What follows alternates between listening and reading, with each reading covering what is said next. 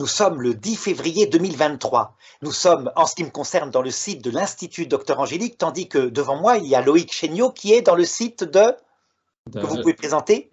L'Institut Humanisme Total. Voilà, donc deux instituts sur Internet, ça c'est des choses qu'on lance comme ça, et le mien est catholique, mais avec beaucoup de philosophie réaliste, puisqu'il est à l'école principalement de saint Thomas d'Aquin, qui harmonisait science et foi ensemble, et le vôtre est surtout humanisme, mais déiste, je crois, hein, un petit peu, c'est-à-dire que vous êtes ouvert philosophiquement à l'existence d'un créateur. Alors là, vous me lancez sur un vaste débat. Alors effectivement, l'institut que je préside donc a plutôt une doctrine liée, principalement, on va en discuter aujourd'hui, à Marx.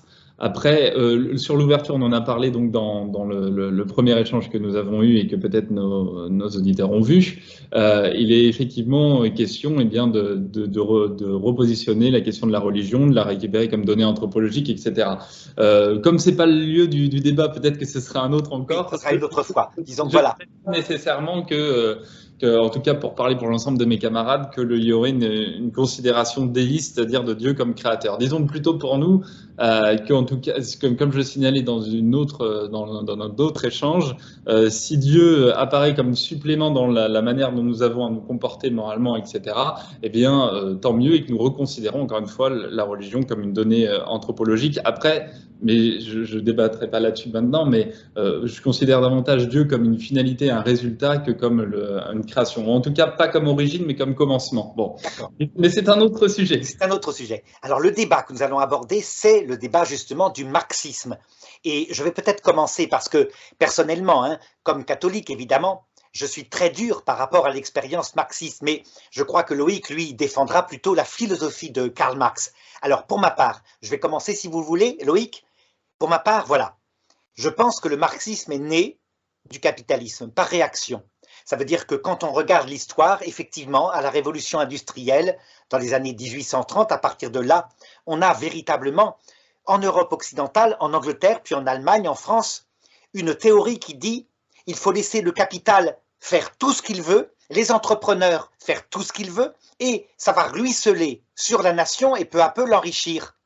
Et de fait, pendant une ou deux ou trois générations, ça a été traitant les ouvriers comme de la main-d'œuvre, donc avec la loi de l'offre et de la demande, qui est celle qui préside au capital, ça a été donc la misère. Et quand, par exemple, je ne caricature pas, hein, quand un ouvrier protestait en disant « mais quand même, laissez-moi mon dimanche », ou alors quand il disait « mes enfants ne vont pas travailler maintenant », eh bien, il était tout simplement viré puisqu'il y avait interdiction de loi sociale, étant donné qu'il fallait favoriser uniquement le développement de l'entreprise. Et donc, en traitant des humains comme une marchandise comme une autre, on a détruit. Et donc, on a provoqué chez cette génération d'humains, forcément, la haine des patrons, la haine de ce système, et puis le désir d'une révolution, d'une révolte.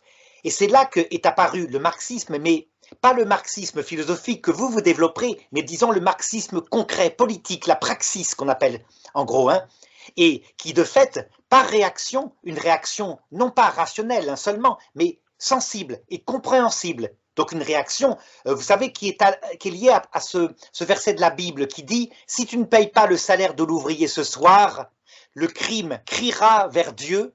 Et c'est un crime, fait partie des crimes que l'Église considérait comme des crimes qui s'abattaient sur l'humanité parce qu'elles provoquaient les révolutions, les massacres. Et donc je pense que ce crime du capitalisme pur, sans loi sociale, donc c'est plus du tout ce qu'on vit actuellement, hein, c'est un capitalisme modéré. Ce crime a provoqué le marxisme pratique qui donc s'est développé effectivement dans un système, premièrement, d'une révolution contre les riches, deuxièmement, de l'attaque dans la lutte des classes des riches, et troisièmement, de l'espérance de créer par ce système-là un système d'égalité complète qui a été appliqué par exemple en URSS, de créer bientôt le paradis sur Terre. Et donc, pour moi, ce marxisme pratique est une idéologie mortifère, hein, responsable de centaines de millions de morts, pour une raison simple, c'est qu'en fait, il n'avait pas compris une des dimensions de l'homme. L'homme, effectivement, l'analyse est juste, hein, n'a pas besoin d'être écrasé ni par le capital, mais lorsque vous mettez une égalité parfaite, vous créez soi-disant un paradis, mais pas du tout. Il y a d'autres dimensions dans l'homme, dont en particulier la paresse.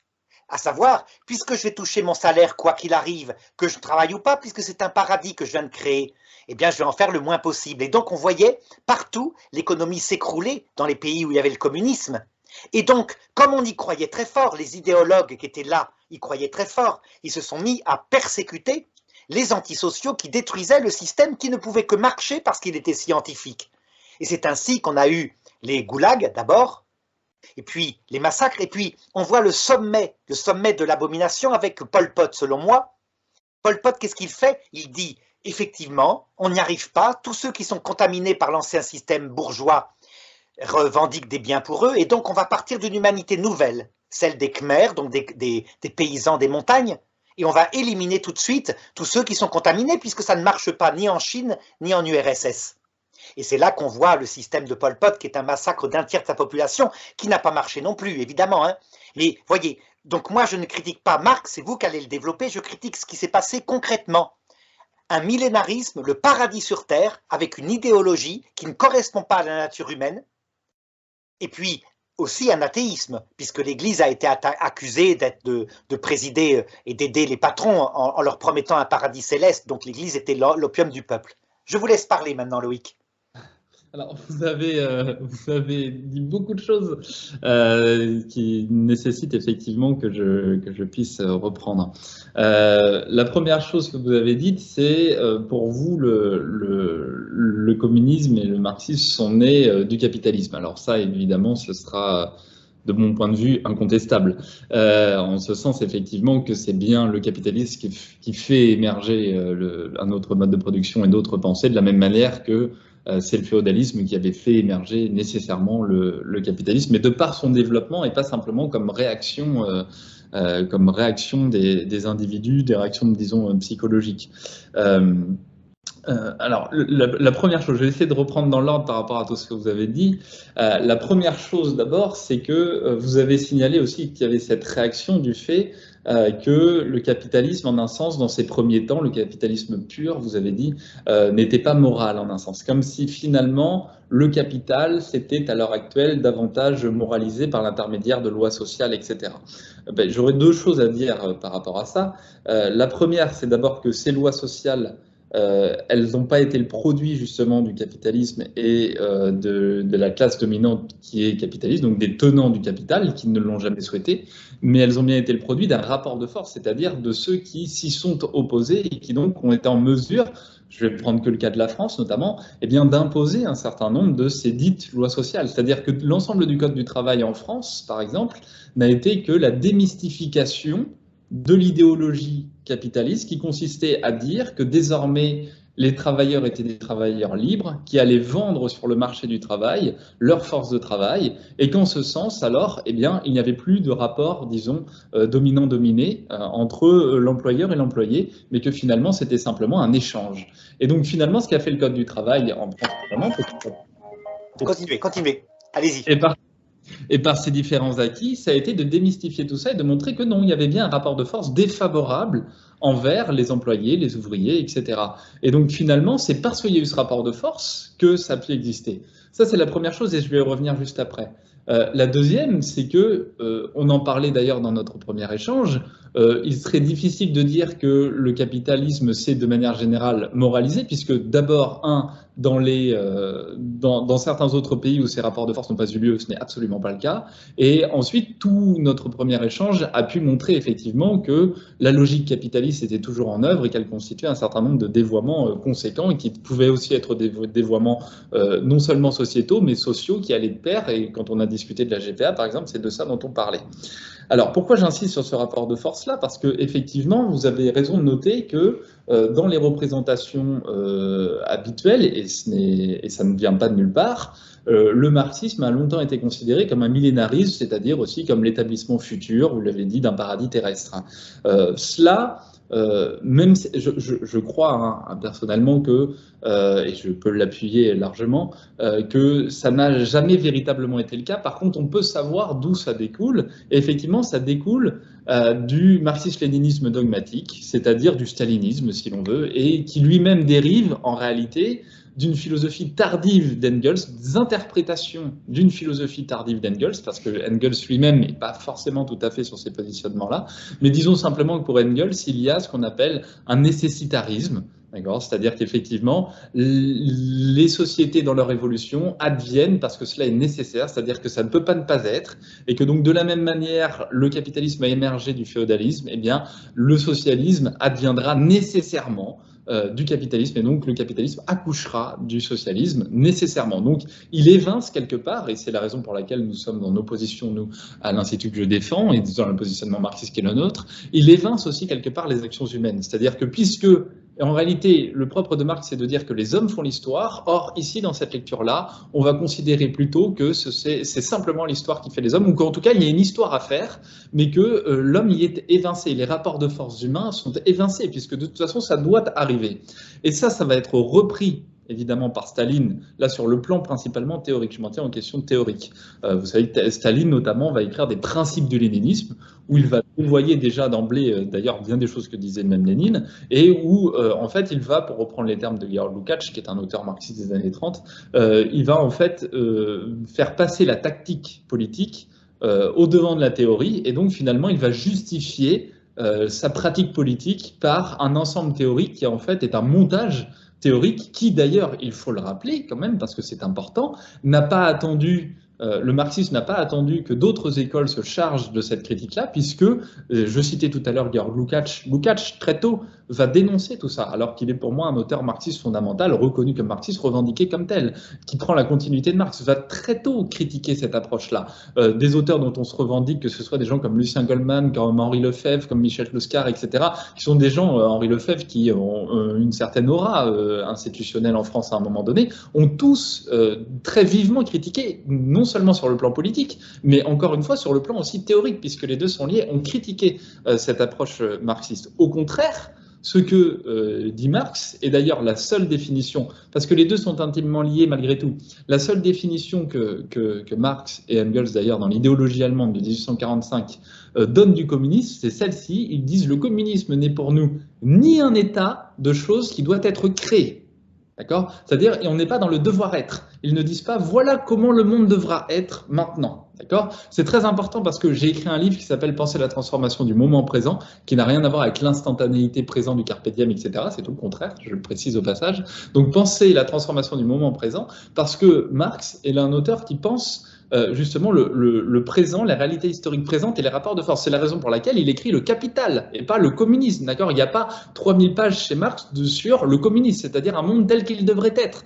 D'accord ? Il exprime bien le Capital et tous les auteurs, quel que soit leur bord, s'accordent sur la nécessité de cette lecture, en ce sens qu'il est effectivement le premier à montrer les rouages internes, contradictoires du capital, etc. Donc ils disent bien, le communisme n'est pour nous ni un état de choses qui doit être créé, ni un idéal, et là on rejoint ce que je disais sur Staline, ni un idéal sur lequel la réalité devra se régler. D'accord ? C'est l'exact inverse qu'a fait justement Staline. Et enfin, dernier élément, ils disent nous appelons communisme le mouvement réel d'abolition de l'état actuel des choses. Qu'est-ce que ça veut dire ? Il faut se rappeler que Marx est un hegelien. Ça veut dire qu'effectivement, pour eux, le communisme déjà peut prendre diverses formes, et diverses formes notamment nationales, et je vais terminer du coup sur l'aspect plutôt français, diverses formes nationales, c'est-à-dire qu'il n'a jamais été question de dupliquer un modèle d'un autre pays, etc., mais de tenir compte de ses particularités historiques. Et quand Marx, dans le manifeste du Parti communiste, par exemple, dit que les ouvriers n'ont pas de patrie, il n'est pas là en train de dire que les ouvriers n'ont que faire de la patrie, que ça ne les regarde pas. Il est en train de dire qu'au contraire, les classes dominantes se sont accaparées la patrie, donc l'en ont volé, et que donc il faudrait qu'ils soient en mesure de reprendre leur souveraineté justement nationale. C'est ça qu'il est en train de dire. Et donc ce que nous dit Marx, c'est que le communisme, c'est l'ensemble des rapports de force qui vont se constituer, notamment entre le capital et le travail, pour aboutir à une sortie du capitalisme, et notamment dans la forme qu'il peut prendre déjà au XIXe siècle et qui est la pire des formes. Et c'est tout ce travail de sortie du capitalisme qui va être intéressant. Et c'est ça qu'on appelle communisme. C'est la raison pour laquelle on peut défendre, et je terminerai là-dessus, ce que je fais, ce que d'autres auteurs dont on se revendique, y compris comme Bernard Friot, mais sous une modalité peut-être un peu différente sur laquelle je ne reviendrai pas là, je le signale simplement pour ceux qui y sont habitués, on peut parler d'un déjà-là communiste en France, que d'ailleurs, et ce sera un autre sujet, je lis moi en partie pour des raisons historiques à une certaine forme de valeur chrétienne, etc.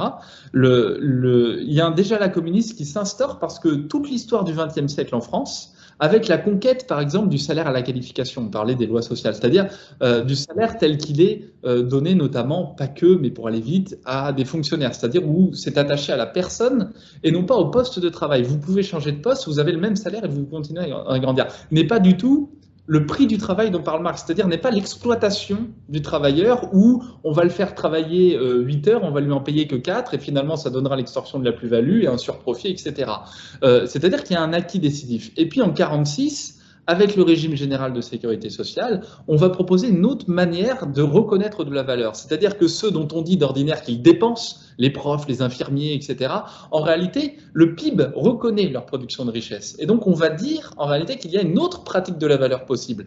Et en ce sens, ça, c'est déjà une pratique communiste bien loin des anathèmes, des représentations qu'on peut se faire effectivement d'une lecture qui a été totalement dévoilée. Et en ce sens-là, donc, il y a bien émergence au sein du capitalisme d'une forme nouvelle de communisme possible. Et je me refuse je terminerai là-dessus, je me refuse au débat, disons, nominaliste. C'est-à-dire que si on décide d'appeler ça autrement, ça ne me pose pas de problème. Ce qui me pose problème, c'est qu'on appelle communiste quelque chose qui, en réalité, à mon sens, ne correspond pas à la doctrine originelle. Et que si on voulait s'accorder sur le terme, on pourrait dire au contraire que le communisme est en train d'émerger, non pas par nécessité, mais bien parce qu'il existe des rapports de force qui font qu'il est en train d'advenir.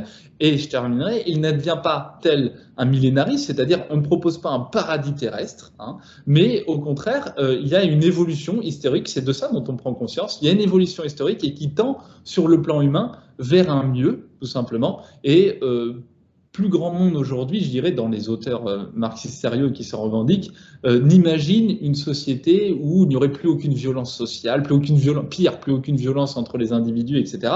Mais simplement, au moins, une déconsidération du mode de production capitaliste en ce qu'il a de pire. Et de la même manière, par exemple, le capital à ses origines, le capitaliste n'est pas le patron. Le capital va toujours tout faire pour ne pas être le patron, ne pas être l'employeur. Il est simplement celui qui retire le profit ou les bénéfices, on dirait, d'accord, dans le langage plus courant, mais qui retire les profits. Et en fait, ça, c'est exactement ce qu'on est en train de voir aujourd'hui, c'est-à-dire la revanche du capital. Pour prendre un exemple que tout le monde comprendra, c'est la plateforme Uber. Uber n'est pas le patron des livreurs Uber. Les patrons des livreurs Uber, malheureusement, c'est eux-mêmes. C'est eux-mêmes parce que comme ça, ils ne bénéficient plus des acquis de la sécurité sociale, ils ne bénéficient plus du droit du travail, ils sont auto-entrepreneurs et en fait, il y a juste une plateforme qui les téléguide.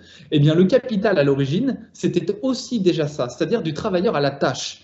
Et en réalité, c'est la raison pour laquelle la manière dont nous pensons à l'IHT et à la suite d'autres auteurs, notamment comme Michel Ploskar et d'autres, nous utilisons l'outil marxiste, sa méthode, pour essayer de comprendre justement les avancées qui ont été celles au cours du XXe siècle du mouvement communiste, du mouvement ouvrier. Et évidemment que nous ne considérons pas le patron de petites PME ou TPE de la même manière que Bernard Arnault, François Pinault, qui eux sont des capitalistes. Alors, tandis que évidemment, nous tenons à la sauvegarde des artisans, des indépendants, etc. Et ça n'aurait d'ailleurs pas de sens. Au contraire, par contre, les tenants du capital, et notamment l'Union européenne telle qu'elle s'est constituée, c'est-à-dire comme un espace géographique favorisant le capitalisme, eh bien, dans ces grandes politiques d'orientation économique, notamment, elle demande à ce que les petites entreprises en France soient détruites, parce qu'il y en a beaucoup trop, et qu'en réalité, ces classes moyennes, puisque un petit patron, c'est quelqu'un qui appartient à la classe moyenne, en ce sens qu'il est propriétaire de son outil de travail, sont très dérangeantes, parce que eux, ce qu'ils veulent généraliser, c'est une nouvelle forme d'auto-entreprise généralisée,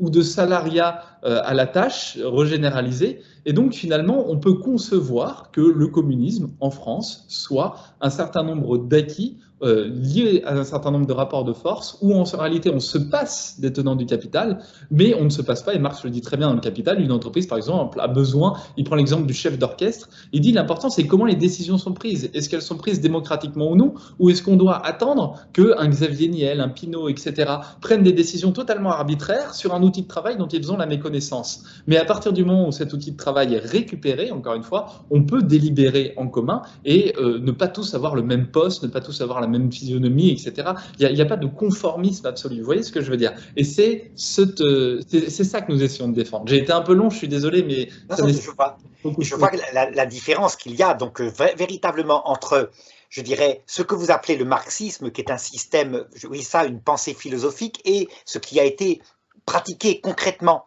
le marxisme appliqué par Lénine, Staline, etc. Donc, il faut faire une distinction très nette. Alors, si je reprends ce que vous avez dit au début, hein, vous avez dit c'est venu de la lutte. C'est venu de la lutte, la chute du capitalisme pur. Je répondrais oui, c'est clair, il y a eu cette lutte des mouvements ouvriers avec la grève, etc. Mais il n'y a pas eu que cela. Ça veut dire que moi je vois trois grandes causes qui ont fait tomber le capitalisme pur du 19e siècle pour le remplacer par ce qu'on vit actuellement. Ça a été effectivement le syndicalisme dur, communiste en particulier, hein, la lutte des classes, mais il y a eu aussi la réflexion des capitalistes qui se sont dit, en réalité, on perd de l'argent en écrasant comme ça l'ouvrier, ça aboutit à de la perte. Et donc, il faut qu'on modère effectivement nos choses, ne serait-ce que pour en garder plus. Donc, vous voyez, le capital a une capacité d'absorber diverses choses quand ça devient un moyen de gagner davantage d'argent. C'est ce qu'on voit actuellement, par exemple, comment le capitalisme est capable d'intégrer l'écologisme, d'intégrer tout. Et puis, il y a eu quelque chose auquel je pense qui est vraiment encore plus important, c'est la réflexion. La réflexion en particulier, par exemple, vous connaissez peut-être de Léon XIII. Léon XIII, c'est un pape du 19e siècle, mais il n'est pas le seul, hein, mais qui dit ceci. Le capital, il faut le conserver. Il a une énergie productrice. C'est vrai, c'est un peu comme un torrent énergique qui produit des œuvres, des biens de consommation. Mais il faut que ce torrent soit modéré par deux choses. Il faut qu'il y ait un contre-pouvoir, et c'est lui qui demande qu'on établisse des syndicats ouvriers. Mais attention, il dit, les syndicats ouvriers eux-mêmes peuvent être comme les barrières qui s'opposent dialectiquement au capital, mais peuvent être exagérées. Quand l'ouvrier domine trop, eh bien, il tue le capital, et s'il tue le capital perd son énergie de production, et donc le système s'écroule. Et il dit donc qu'il doit y avoir une troisième force qui modère les deux choses, et qui s'appelle l'État. L'État avec ses lois sociales, et donc le triptyque capital, qui n'est pas écrasé par des lois de l'État, le syndicat qui n'écrase pas, qui est donc pas trop puissant, mais il doit pouvoir faire grève, et l'État qui modère les choses, va aboutir à quelque chose qui sera un système équilibré. Il appelle ça les choses nouvelles, rerum novarum en latin. Cependant, regardez, ce qui est très intéressant, c'est que ce qu'il avait annoncé a été fait. Là, je crois qu'en Europe occidentale, on a produit comme jamais de la richesse. On ne peut pas le nier. Mais on oublie une chose qu'avait soulevé Léon XIII, c'est qu'il disait, si vous oubliez dans ce système-là, si vous oubliez la question du sens de la vie, si vous le retirez des ouvriers, à savoir qu'est-ce qu'on fait sur Terre, quel est le but ultime, alors vous créerez un enfer. Et c'est ce qu'on voit actuellement en Europe occidentale. Ça veut dire qu'on n'a jamais eu autant de biens, de sécurité sociale, de sécurité de tous les côtés, d'accumulation de biens matériels, et en même temps autant d'angoisse. Parce que les gens n'ont plus de sens à cette vie qu'ils ont pourtant construite de manière magnifique.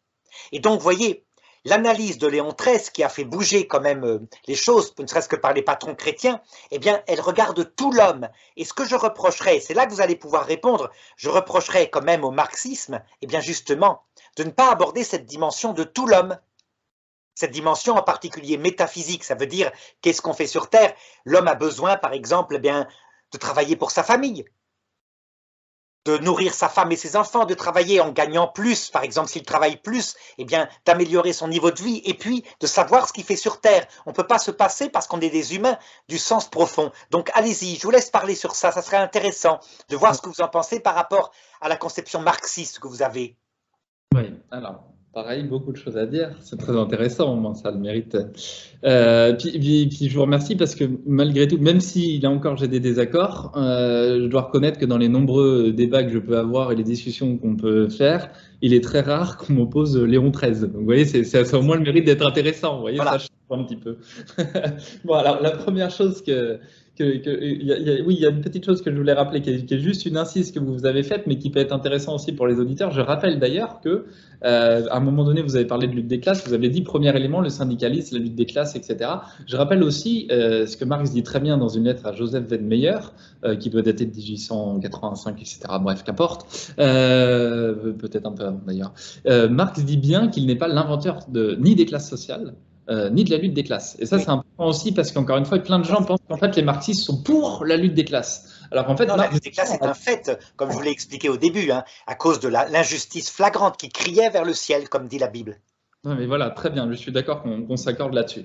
Bon, j'en viens tout de suite, du coup, plutôt à la doctrine. Si vous voulez, pour moi, le problème, quand la doctrine, je veux dire ce que, ce que vous avez dit. Oui, la doctrine marxiste, marxiste au sens originel, différente de la praxis de ce qui s'est passé, personne ne peut le nier. Ça aboutit à 100 millions de morts, on peut le dire, à peu près par là. Hein. Mais ça, c'est peut-être indépendant, c'est peut-être justement Lénine, Staline, etc. Alors, oui, parce que alors ça c'est pareil, du coup, c'est pas je voulais juste reprendre sur Léon XIII à l'origine, parce que sur les 100 millions de morts, ça c'est le livre noir du communisme, parce que l'historiographie actuelle et notamment pas du tout marxiste, mais anglo-saxonne, etc., conteste très très très fortement ces chiffres. Bon, j'ai pas envie de jouer à la querelle. En tout cas, c'est des dizaines de millions de morts, ça on peut pas le nier, mais qui sont peut-être dus parfois à la paranoïa de Staline, c'est vrai, mais tout de même, partout où ça a été établi de manière très pratique, en tout cas selon l'analyse de Lénine dont vous avez parlé, donc l'analyse je dirais, du communisme, les biens sont partagés à tous, là, manifestement, il y a eu partout les goulags, etc. Je préfère revenir sur Léon XIII. Oui, pour ça, je renverrai ceux qui nous écoutent et que ça intéresse à deux livres quand même qui me paraissent très intéressants. Le premier sur Staline, etc. Pas pour, vous l'avez compris, hein, pas pour défendre Staline, mais pour essayer de faire de l'historiographie un peu sérieuse. Un petit opuscule très facile d'accès, etc. Et pour quelques bobards de plus d'Émeric Monville, qui est mon éditeur.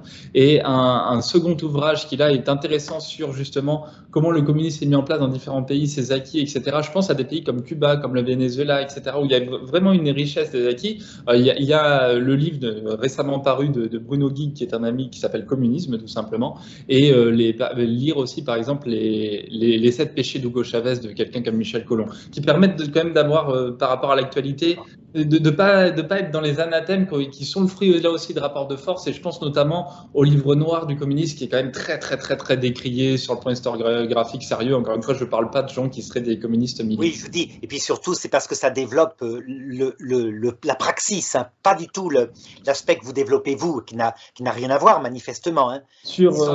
Sur Léon XIII, j'ai envie de dire que malgré tout, le problème, et on le voit bien par rapport à ce sur quoi vous avez terminé, c'est que le verre est déjà dans le fruit, quoi, avec le Capital. Et ça, Marx le montre très bien, en ce sens que tout au long du Capital, par définition, le livre, Marx dit bien, il ne le dit pas exactement dans ces termes-là, mais il dit, imaginons un bon patron, un patron gentil, etc. Et Marx essaie de montrer que sa problématique, elle n'est pas du tout morale, en ce sens que le capital est un rapport social qui nous emporte malgré nous. C'est-à-dire, il nous dit, Marx, imaginons un bon patron qui commence à avoir une petite entreprise qui fonctionne bien.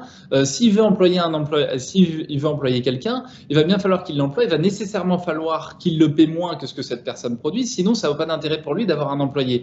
Et petit à petit, etc., comme ça, va y avoir une entreprise concurrente qui, elle, va devoir payer moins aussi. Ça, c'est ce qu'il appelle la baisse tendancielle du taux de profit. C'est-à-dire que chacun, voulant toujours faire davantage de profit, va devoir toujours payer moins ses employés, etc. Et que donc, nécessairement, il y a une dynamique interne au capital qui fait que l'exploitation est toujours présente. Et si, et c'est le problème qui s'est posé, et si on ne peut plus produire cette exploitation en France, eh ben c'est pas grave, on ira au Bangladesh, on ira à Taïwan, et si c'est plus possible, on ira en Afrique, et si c'est plus possible, eh ben on ira sur Mars, etc. C'est-à-dire toute cette folie des grandeurs, elle est contenue en germe, en fait, dans le capital. Donc, c'est-à-dire que la proposition État, syndicat, capital, le problème, c'est qu'en fait, le rapport de force est toujours en faveur du capital. Et je voudrais le montrer. Pas forcément. Vous voyez, vous le constatez disons globalement, on voit bien que le système, quand même, il n'a pas tout à fait tort. Ce système que vous avez décrit, qui est tout à fait juste, finit par enrichir, par exemple, les Chinois. Nous appauvrit, nous, parce qu'on était peut-être trop riches, mais je dirais, il y a une transmission. Et du coup, les Chinois vont réclamer quoi? Des lois sociales, parce que, évidemment, ils s'enrichissent, donc ils réclament, etc. Donc, on voit de toute façon qu'il y a une part de vérité dans le capitalisme. Il y a une sorte de ruissellement de la richesse produite, mais quand c'est fait par le capitalisme pur, ça détruit l'homme, et quand c'est fait de manière modérée, effectivement, de fait, on ne peut pas nier qu'on est au paradis, nous, ici en Europe, matériellement, je dirais, voilà. Mais il y a une part de vérité dans le capital, comme il y a une part de vérité dans toute chose, mais c'est pas pour ça qu'elle ne doit pas être dépassée. Et ce que je veux dire par là, c'est que par exemple bon, ce serait peut-être pas bienvenu de parler de cette manière-là, mais dans la trinité État, syndicat, capital, le problème c'est que le capital instrumentalise toujours l'État. Qu'est-ce que je veux dire par là? C'est-à-dire que dans les premières formes de constitution du capital, on va avoir un capital qui est totalement libre et non faussé, c'est-à-dire le capitalisme libéral et concurrentiel, c'est-à-dire que finalement l'État n'a pas sa part. Et donc là, on va vraiment être dans une lutte syndicat-capital, etc. À un moment donné, le capital va réemployer justement l'État comme modalité d'oppression des travailleurs, c'est-à-dire que les lois qu'il va constituer vont être des lois d'oppression vis-à-vis des travailleurs. Et quand les travailleurs, ce que j'expliquais tout à l'heure, vont essayer de se ressaisir de l'État, c'est la séquence Front Populaire, 46, CNR, etc., et bien petit à petit, le capital va alors mettre l'État totalement de côté. Et c'est ce que j'expliquais tout à l'heure, c'est-à-dire que les GAFAM aujourd'hui n'ont que faire de l'État. Et en fait, nous assistons à des entreprises capitalistes qui finalement se passent de l'État et sont plus puissants que certains États, et même des individus. Elon Musk a plus d'argent que le PIB de la Grèce ou ce genre de choses. Donc c'est-à-dire qu'en fait, ils se font de l'État. C'est pour ça que ce triptyque, plutôt que cette trinité, pardon, ce triptyque, à mon avis, ne tient pas en ce sens que justement, les rapports de force sont tels que le capital, et vous l'avez dit, a une très forte capacité à se métamorphoser au détriment, on le voit bien aujourd'hui, de l'État et notamment de l'État-nation, au détriment des classes populaires,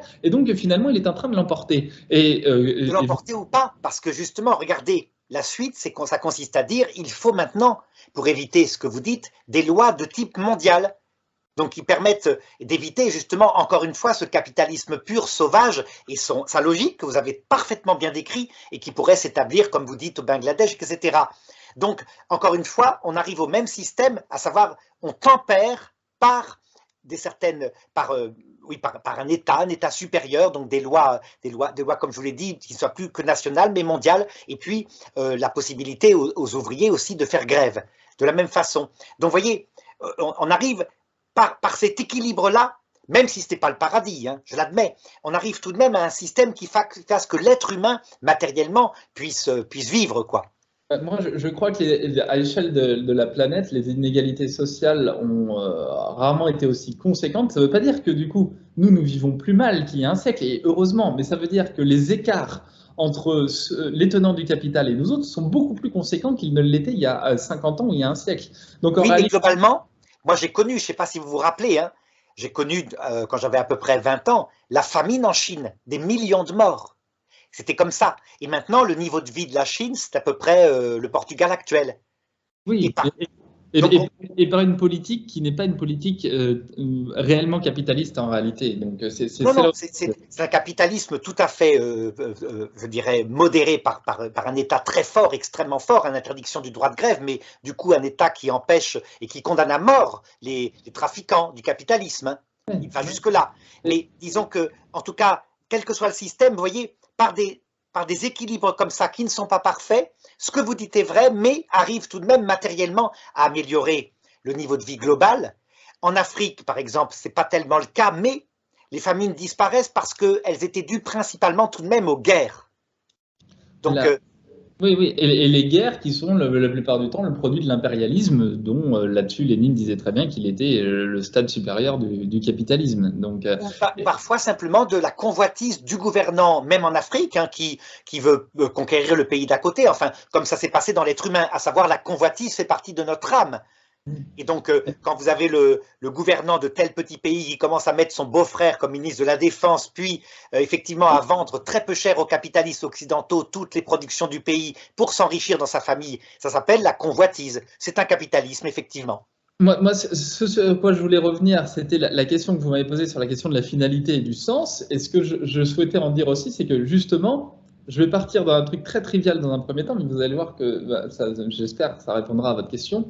Le principal objet de la doctrine que nous défendons, c'est une reprise en main à la fois de la souveraineté nationale et sur l'outil de travail. C'est-à-dire que les gens sont dépossédés aussi. Vous parlez d'un équilibre, etc. Le problème, c'est que les gens n'ont pas à être intéressés non plus par leur travail, etc., dans un monde où en réalité ils sont dépossédés de la décision sur cet outil de travail, dont en fait ils ne travaillent que simplement pour continuer à payer les factures, etc. Et c'est pas très intéressant. Nous, ce pourquoi nous militons, c'est justement une reconquête de cet outil de travail. Et les richesses qui sont produites à l'heure actuelle par le capital, puisque vous dites qu'il y a une énergie productive, c'est vrai, mais il y a aussi une énorme énergie destructive, humaine, mais aussi matérielle. On sait qu'Amazon jette 3,5 millions d'objets par an parce qu'ils n'arrivent pas à les revendre à des prix de revient. C'est pour ça que ce mode de production est totalement anarchique, et Engels le disait très bien.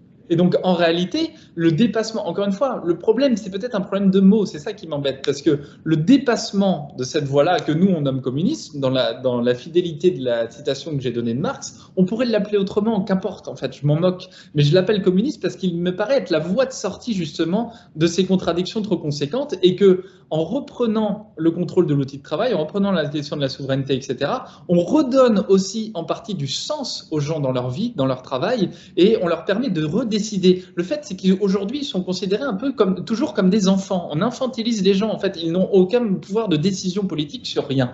Et donc, déjà, on leur redonne du sens. Et à côté de ça, le marxisme est une philosophie qui vise justement une certaine finalité, et pas n'importe laquelle. Elle ne vise pas une finalité donnée, elle vise la finalité que les classes populaires et la population dans son ensemble est capable de se donner à elle-même dès lors qu'elle est libérée des tenants du capital. Vous voyez ce que je veux dire? C'est-à-dire qu'à partir du moment où j'ai un pouvoir décisionnel fort, eh bien, je suis en capacité de délibérer et on retrouve l'idée de volonté générale chez Rousseau, c'est-à-dire je suis en capacité de suivre un sens, une voie, etc. Et donc, je n'ai plus à être infantilisé et à être finalement absorbé par Netflix et compagnie. Moi, là, je caricature. Peut-être que ça sera, ce monde que vous envisagez sera produit d'abord par le développement technologique qui fera disparaître les travaux, de plus en plus, les travaux purement d'exécution, vous voyez, pour faire apparaître, avec une armée d'esclaves qui seraient nos machines, pour faire apparaître un monde plus de loisirs où le travail serait épanouissant de cette façon-là. Et d'autre part, l'écologisme qui dit on ne peut pas exploiter à fond, comme vous dites, le gaspillage, etc., a une influence pour justement éviter la convoitise étant ce sentiment présent dans l'homme et qui est capable de ravager tout. Donc on arrive quelque part effectivement à une conversion des anciens marxistes, vous avez remarqué, dans l'écologisme.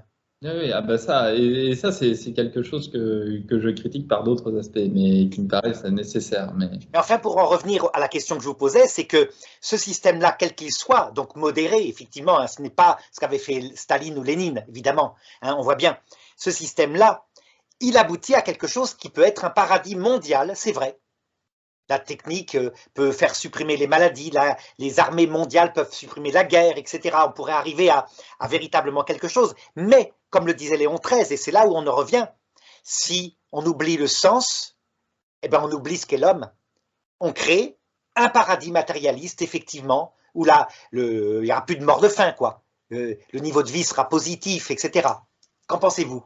Là-dessus, je suis d'accord avec vous. Alors, première chose, moi, je ne suis pas du tout pour l'établissement d'un gouvernement mondial. Je ne suis pas un nomade italien. Non plus, mais c'est une chose vers laquelle, dans quelques siècles, malheureusement, techniquement, ça arrivera forcément. J'espère, sans qu'il y ait eu de guerre mondiale entre-temps. Voilà. Non, mais je suis tout à fait d'accord avec vous en ce sens qu'encore une fois, ça, c'est des critiques internes au marxisme. Je pense notamment à des gens comme Henri Lefebvre, encore une fois, dont on se revendique, etc., qui pensent la question de la quotidienneté, de l'emploi du temps, etc., du sens à donner à la vie, justement parce que pour pas être simplement la reproduction d'une termitière où finalement chacun aurait ce dont il a besoin pour vivre, etc.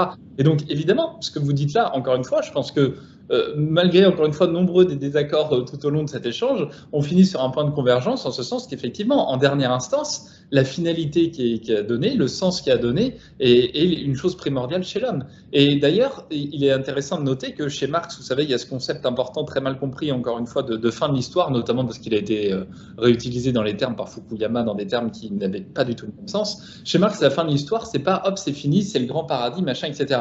Chez Marx, la fin de l'histoire, déjà, elle prend plusieurs sens, c'est-à-dire justement la finalité qu'on donne à l'histoire, et ensuite, elle a ce sens finalement de mettre un terme aux antagonismes les plus profonds sur le plan matériel pour pouvoir se poser des vraies questions, et qui sont les questions de la finalité, c'est-à-dire les questions de l'amour, les questions de Dieu, etc. Et ça, Marx en parle, Puskar en parle d'ailleurs, ils disent, à l'heure actuelle, se poser la question de savoir si Dieu existe ou non n'est pas, entre guillemets, la priorité, parce qu'en fait, on n'a pas tous les moyens de se la poser. Par contre, d'ici à l'établissement de la fin d'antagonisme trop important, eh bien, ça doit être le moment. Et encore une fois, ce n'est pas un moment qui arrive comme un grand soir. Ce ne sera pas hop demain. Ça peut déjà être en train de s'instiguer, effectivement. Oui, et c'est ce qui est intéressant. Et donc, nous allons vers cette période de fin de l'histoire où les questions humaines fondamentales vont pouvoir être reposées, et notamment parce que sur ces questions fondamentales-là, l'idéologie scientiste ne peut pas avoir de réponse en réalité. Donc, on ne sortira pas de là par l'apport technologique ou scientiste, parce que c'est pas la science, même si malheureusement, d'ailleurs, ça sera un sujet très intéressant, le scientisme et le positivisme actuel essaient de répondre à ces questions de manière tout à fait naïvement, mais c'est pas la science qui va me dire comment je dois aimer ma femme, comment je dois aimer mes enfants, comment je dois être en rapport avec mon prochain, etc. Et donc toutes ces questions-là, elles sont évidemment décisives. Oui. Ce qui n'empêche que la science peut matériellement, évidemment, aboutir à la fin de la misère au sens matériel du terme, mais oui, certainement que, effectivement, si on oublie, si on ne retourne pas à une philosophie complète de l'homme, on créera, comme a connu l'Europe, hein, l'Europe, on en parlait dans la dernière vidéo, l'Europe est un paradis matériel et un lieu où la génération en question qui a créé ce paradis matériel est dans le désespoir. Oui. De plus en plus. Parce que l'homme ne vit pas seulement de pain. Donc là, c'est en tant que chrétien que je le dis, hein, mais je crois que fondamentalement, n'importe quel philosophe pourrait le comprendre. Oui, oui, tout à fait. Et je ne voudrais pas que ceux qui sont de vos abonnés pensent, par exemple, aussi, comme c'est trop souvent le cas, et ce qui a été là, encore une fois, un des travers de Staline, considérer que le marxisme est ce qu'on appelle un réductionnisme économique, c'est-à-dire un matérialisme un peu naïf, puisque à chaque page, Marx, en fait, et la doctrine du mode de production tient bien en compte la superstructure, l'infrastructure, c'est-à-dire l'ordre idéologique, philosophique, etc., et l'ordre matériel, et les analyse toujours ensemble.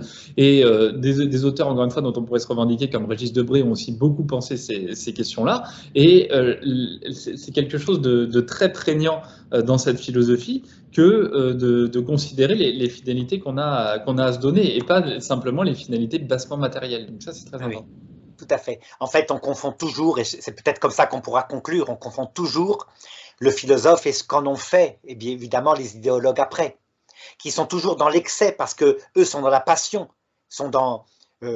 par exemple, eh bien, Lénine, il n'y a rien à faire. Quand on résistait, il tuait, c'est tout.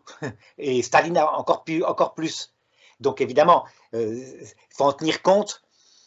Je dirais que n'importe quel système, quand il tourne à l'idéologie, peut produire ça. Souvenez-vous, la Révolution française qui se bat au nom de la tolérance et qui se termine en 1793 par le massacre au nom de la tolérance d'un peuple entier. Donc on voit, c'est le problème dans l'être humain. Après, oui, bon, ça nous emmènerait peut-être davantage à un questionnement sur la question de la nature humaine, etc. La nature humaine qui porte en elle, je dirais, tout ce qu'elle a créé. Elle porte la réflexion profonde, mais elle porte la dialectique violente. Il faut se modérer, quoi. Manifestement, c'est par la raison qu'on arrive à calmer les choses, mais c'est pas toujours facile. Ouais. Bon, voilà. En tout cas, j'espère au moins que j'aurai éclairci certaines choses sur la question du marxisme et du communisme. Tout à fait. Je crois que c'est très très clair, hein, et personne ne peut voir en vous un horrible stalinien ou un polpotien. Non, c'est clair. Ce qui d'ailleurs est bien, parce que malheureusement, souvent, vous avez remarqué, hein, eh bien, dans la génération qui a été 20 ans après la guerre, certains ont soutenu mordicus le paradis qui était avec Staline et Pol Pot. Et ça, c'est autre chose que ce que vous dites, évidemment, ça n'a rien à voir. Bon, Arnaud, je vous remercie beaucoup.